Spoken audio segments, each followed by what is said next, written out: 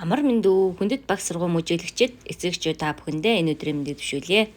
За та бүхэндээ цэгээр наадын буюу зурлага бичвэрээр хүүхдийн бүтэц сэтгэлээ хөгжүүлэх арга технологио танилцуулж байгаадаа баяртай байна.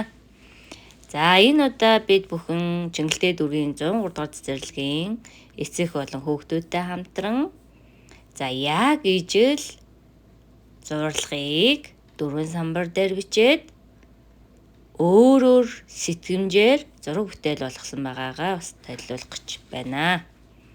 За өөрөөр хэлэх юм бол яг одоо энд бол дөрвөн самбарт ижил зурлага бичигдсэн байна. За харин бид эцэг их хүүхдүүдийнхээ оролцоотойгоор самбарт дөрвөн янзын зураг бүтээлийг хийж байгааг харж байна. За манай энэхүү сургалтын технологи нь суралцагчдын ялгаатай байдалд нийцсэн гэдгээр бас хүүхдийн хөгжилд онцгой ач тустай. За энэхүү альва зурлага бичвэрийг ашиглан хүссэн зургаа сэтгэж зурж болно. За энэхүү зураг бүтээлийг ашиглаад бас хүүхдийн хэл яриа, математик сэтгэлгээ болон бусад цогц чадамжийг хөгжүүлэх боломжтой гэдгээрээ сургуулийн өмнөх боловсролын салбарт бас нэгэн шинэ үеийг эхлүүлээд байгаа билээ. Энэхүү та бүхнийг цэгээр наадын хүүхдийн бүтэц сэтгэлгээ хөгжүүлэх төсөлд ажилтай хамтран ажиллахыг уриалж байна.